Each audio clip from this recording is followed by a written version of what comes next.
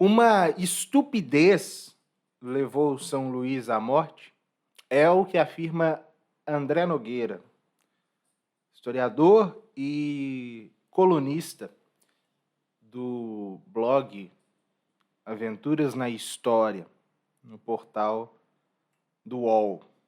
Eu estava pesquisando umas imagens de São Luís para a segunda edição da minha biografia do Santo Rei e me deparei com esta coluna, com essa notícia que foi publicada em 2019, em 24 de junho de 2019, na Aventuras na História.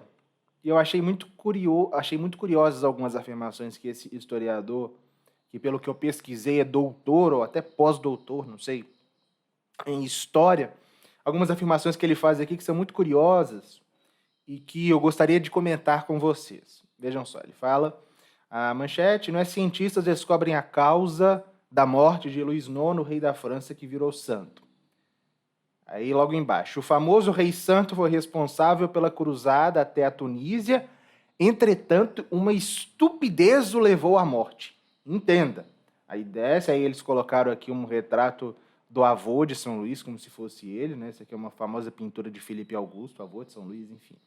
Já mostra como... O começo já demonstra aonde chegaremos, né? Mas vamos lá. As teorias que apontam a peste como causa da morte do rei Luís IX não têm fundamento documental. Um novo estudo de arqueologia forense levantou recentemente uma nova hipótese para a morte do rei santo. Ele teria morrido, na verdade, de escorbuto ou pelas complicações da doença. Tudo bem, isso aqui ele está simplesmente reportando um estudo que fizeram. A origem da doença teria sido uma estupidez, que na verdade era comum entre os invasores coloniais da época. Luís teria se recusado a se alimentar da comida local africana durante a sua cruzada na década de 1270. Bom, aqui tem uma questão, né? Invasores coloniais da época. A gente, só com essa expressão para se referir a uma cruzada, nós já compreendemos qual é o prisma pelo qual esse historiador enxerga as coisas e o anacronismo imenso em que ele incorre quando vai fazer uma análise de um acontecimento com uma cruzada. Claro que historiadores, principalmente de índole marxista, eles tendem a ver as cruzadas como uma espécie de antecipação do colonialismo europeu a partir do século XVI. Só que qualquer um que entende minimamente das cruzadas entende que não é possível fazer esse tipo de correlação. São Luís não estava na Tunísia para conquistar a Tunísia e estabelecer ali uma colônia francesa, como é o que este indivíduo quer afirmar, né? Mas pior não é isso. São Luís teria se recusado a se alimentar da comida local africana, quase que incorrendo aqui em um racismo alimentar, né? São Luís não teria querido comer da comida da Tunísia durante a cruzada na década de 1270. Vamos lá. Os especialistas usaram fragmentos do maxilar do rei, que estão na Catedral de Notre-Dame, para chegar a essa conclusão. A mandíbula apresenta danos na gengiva e nos ossos, o que condiz com sintomas de escorbuto. A falta de ingestão de comida num cardápio equilibrado teria reduzido a absorção de vitaminas C de Luís, levando ao agravamento da saúde. Luís morreu 5 semanas após o desembarque em Cartago. Isso porque a cruzada de Luís foi até a Tunísia, terra rica em frutas e legumes repletos de vitamina C. Claro que São Luís estava muito consciente disso, né? Com a recusa do rei, sua saúde piorou. Foi a última viagem dele na tentativa de tomar a Terra Santa. Escorbuto é uma condição rara de saúde, em que a falta de vitamina C impede a substituição e renovação do colágeno nos tecidos do corpo, gerando dores, sangramentos e fragilidade, enfim. Então, ele aqui está afirmando que São Luís se negou a comer da comida africana, das frutas africanas, né? Cadê? Aqui, ó. Foi até a Tunísia, terra rica em frutas e legumes repletos de vitamina C. Ele se recusou a comer, porque é o que dá a entender aqui, que, como era comum entre os invasores coloniais da época, não se comia da comida local. Duas coisas. Primeiramente, além dessa questão da invasão colonial, que é absolutamente desprovida de sentido quando se fala de cruzada. A ideia de que São Luís teria morrido por causa de uma estupidez, ou seja, ele se recusou a comer frutas da Tunísia, porque, supostamente, é o que dá a entender aqui, ele estava na África, ele não comeria comida daquela terra, e, por causa disso, a sua complicação, a sua saúde complicou, a sua situação, o seu escorbuto piorou e ele acabou morrendo. Primeira coisa, esse senhor, ele ignora o fato de que o local em que São Luís estava, o local em que ele desembarcou, tal como relatam todos os cronistas, não era abundante em fruto algum.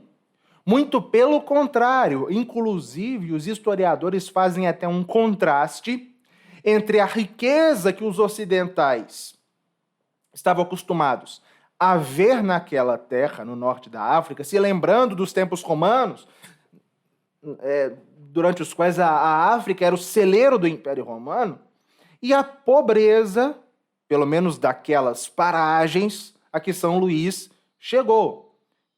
Os cronistas são todos unânimes em relação a isso.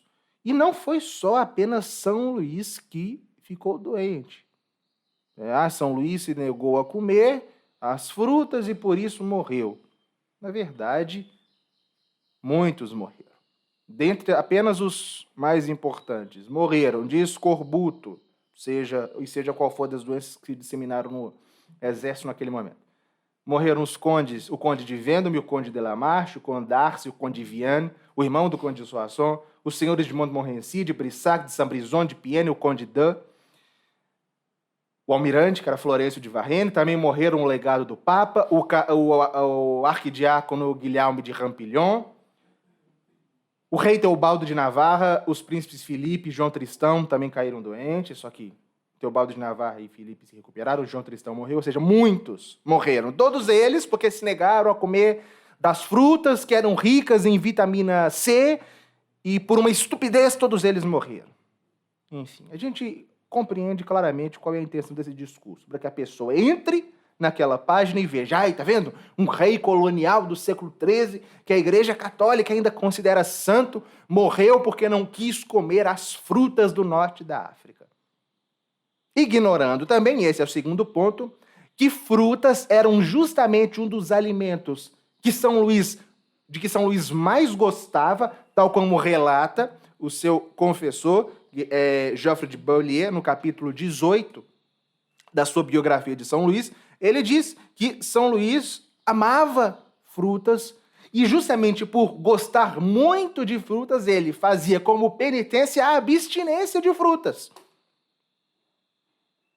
Logo, se houvesse frutas ali naquele local, que era muito pouco provável em razão da pobreza que os cruzados relataram, mesmo que tivesse frutas, São Luís não comeria, justamente por causa do seu espírito de penitente, e afinal de contas ele encarava a cruzada como uma grande penitência. Ou seja, mesmo que ele estivesse ali num pomar repleto de frutas, ele não comeria, não porque se tratava da África, mas porque ele fazia a penitência de não comer frutas. Mas aí vocês podem dizer, mas são detalhes sobre a vida dele, o historiador André Nogueira não tem obrigação de saber disso. É exatamente por esse tipo de pensamento que são produzidas matérias, conteúdos acadêmicos como estes. Se a pessoa se propõe a falar disso, ela tem que saber. Do contrário, o resultado essa mediocridade tão própria do brasileiro e principalmente do intelectual brasileiro, que se propõe a falar do que não entende. E fala do que não entende, interpretando essas realidades que são para eles incompreensíveis, de acordo com as suas lentes colonialistas, decolonizadoras, que tentam identificar todos os acontecimentos da história europeia de acordo com a sua ideologia marxista, tão visível nas sutilezas não tão sutis desse artigo, dessa matéria, dessa coluna. É isso. A pessoa pode até ser um doutor, até um pós-doutor em história, mas se propõe a falar do que não sabe e ainda lendo as informações históricas que traz a partir da lente viciada das suas ideologias anacrônicas. E se você quer saber mais a respeito da vida de São Luís, a partir de fontes seguras sobre a vida dele, adquira o meu livro São Luís, o Rei da Coroa de Espinhos, pelo link que está aqui na descrição.